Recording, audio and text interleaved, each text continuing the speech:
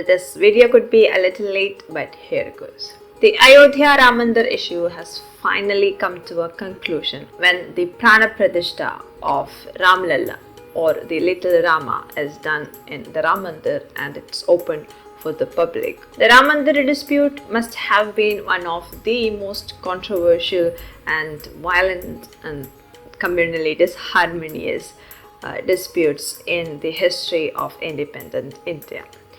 And the greatest aspect of that dispute would probably be this question: whether or not a temple existed in Ramjamstan before the building of the Babri masjid by Babri. A lot of debates and inquiries and excavations have gone into finding a conclusive answer to this question. And the most conclusive of those excavations or inquiries have been ordered by the Allahabad High Court itself. And the ASI did an excavation which was presided by Dr. B.R. Mani. And it was witnessed by a lot of important personalities from the academics, media, political parties and so on. And one of those people who were present during the excavation, Sandeepan Dey, he wrote this article right after he emerged out of this disputed site where the excavation was happening.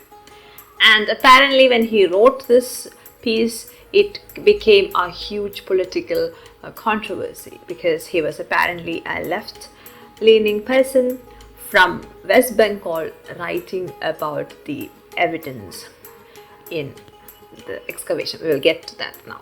So the ASI team dug through that site at least until 10 meters deep. And when they reached 5 meters, they found all these items: a coin from the time of Akbar, glazed pottery, copper seal showing a palm tree and a peacock, many decorated stone pieces, glass pieces, resins of terracotta pieces with human and animal figurines, broken wheels, bone engravers, and most important of all, this piece of stone slab which had the inscription of Ram. And when the archaeologists and historians studied these items found from the excavation site or from the site where the Babri mosque once stood, they were able to find items that dated back up until 1000 BCE. From there it goes to the Shunga period, the Kushan period, Gupta era, and then obviously the 11th and 12th century CE. And when the Supreme Court gave the Hindu faction the permit to build this temple, it was based on this excavation report by the ASI. Because the 2003 excavation report proves beyond any doubt that the mosque built by Mirbaki on the order of Babur was not on any plain field or a plain piece of land, but a place which had a long history. And the mosque effectively stood on the remains of thousands of years of history, which include Hindu, Jaina and Buddha traditions. But majorly left historians like Irfan Habib says that the things that they found underneath the mosque just as well have been evidences of a human settlement or an urban area. It doesn't necessarily have to be a temple. Then what about all the pillars and the stone slabs containing Ram, so on and so forth? Well, in that respect, I think that some historians, especially the left historians, would love to remain in the darkness and pull other people into the same darkness. And there is no rescuing them from that. And we also know of the amount of overwhelming evidence that we got of a pre-existing spiritual or religious structure beneath the Babri Masjid when the site was excavated or turned upside down for building of this Ram Mandir. But then historians like Irfan Habib can always go back to saying, well, that's just a human settlement. And today, as a representation of this ancient history of Ayodhya, there stands a 161 feet high temple built in the Nagara-style or the North Indian style of temple architecture without any iron or concrete in the constitution of this temple. And inside that will reside Ramlala or Little Rama along with other deities. And I'm sure we all share this wonder. How is this even possible?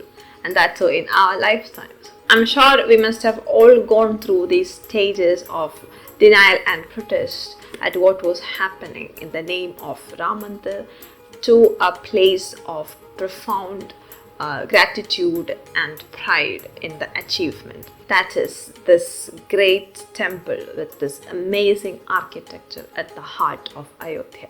Invitations have been sent to the car sevaks and the families of the car sevaks who died in the process of this huge protest. And that opens up the post-independence history of Ram Mandir, which took a very aggressive and violent turn. And of course, when we describe the history of this dispute, we always talk about the 1949 appearance of the idols of Ramlala inside the mosque and the violence that happened as an aftermath of it.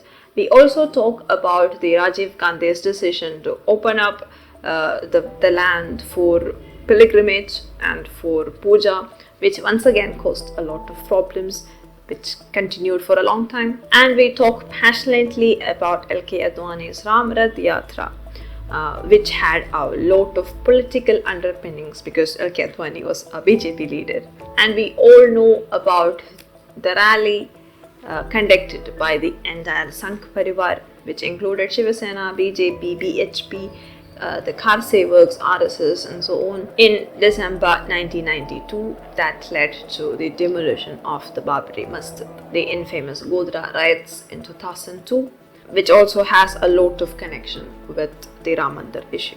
But then we seldom talk about that part of the Ram Mandir issue where Hindus were killed, or the car sevaks, or the innocent civilians protesting or demanding Ram Mandir were killed by the UP police in 1990. In the political arena, we really talk a lot about the L.K. Advani's wicked plan, the fascist, nationalist, right-wing plan to mix politics and religion and to start a rally or Ram Rath Yatra from Somnath to Ayodhya, politically demanding for a temple in Ayodhya. Even though L.K. Advani or the RSS has never said that they wanted to demolish or they wanted to attack the mosque for the sake of the temple, that has never went into the ears of the left or the left governments. They always said or even assumed that the RSS would destroy the mosque in favor of the temple. In October 30, 1990, when the car sevaks were trying to get to the temple, the Mulayam Singh government stopped them and asked them to go back, but they wouldn't relent.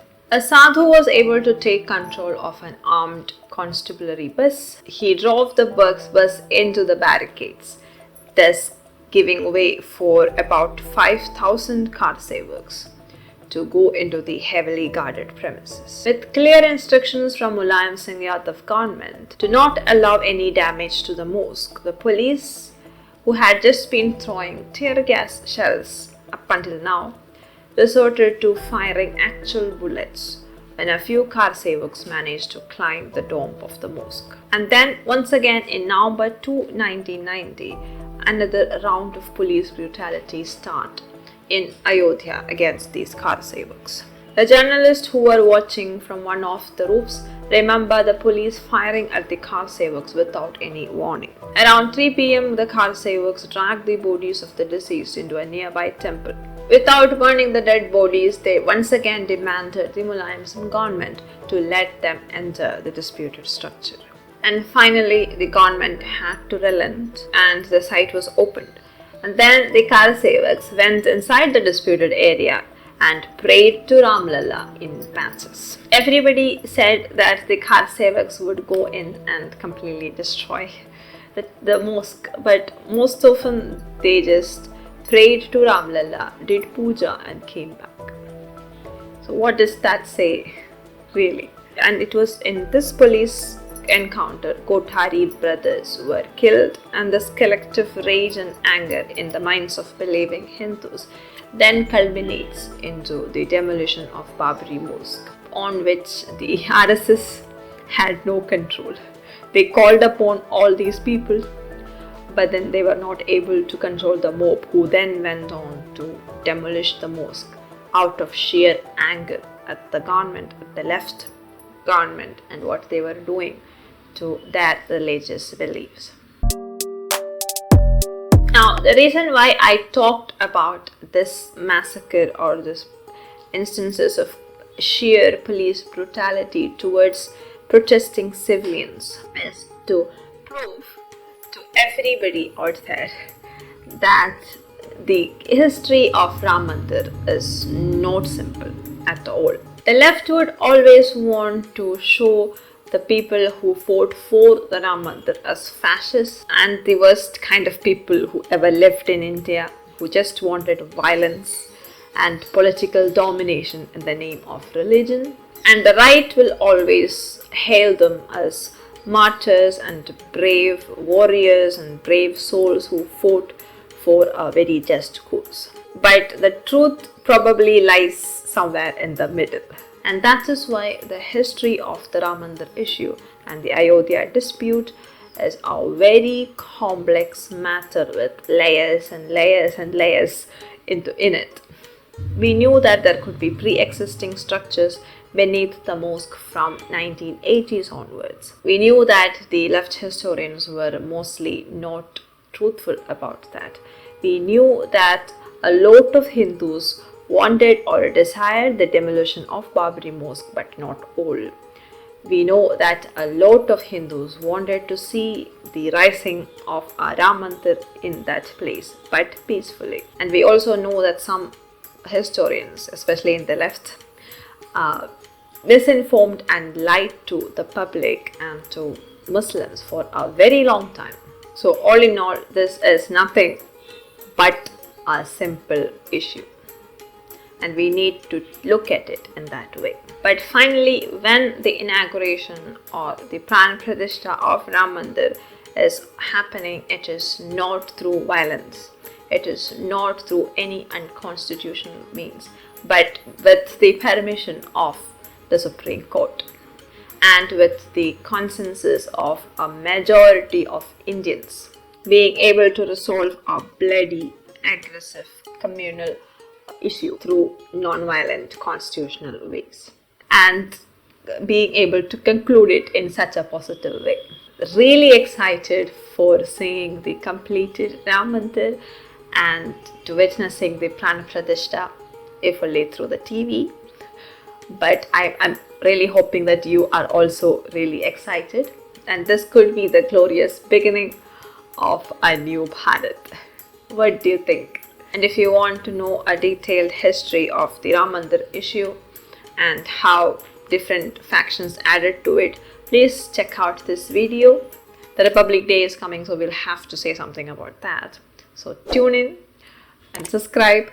Have an awesome time. Thank you. Hi guys, and here is the first book I have written, Life in a Ziploc Bag. Please check it out on Amazon or Flipkart. And it's also available for direct buying from the publisher itself. All these links are given in the description. Grab your copy now. Thank you.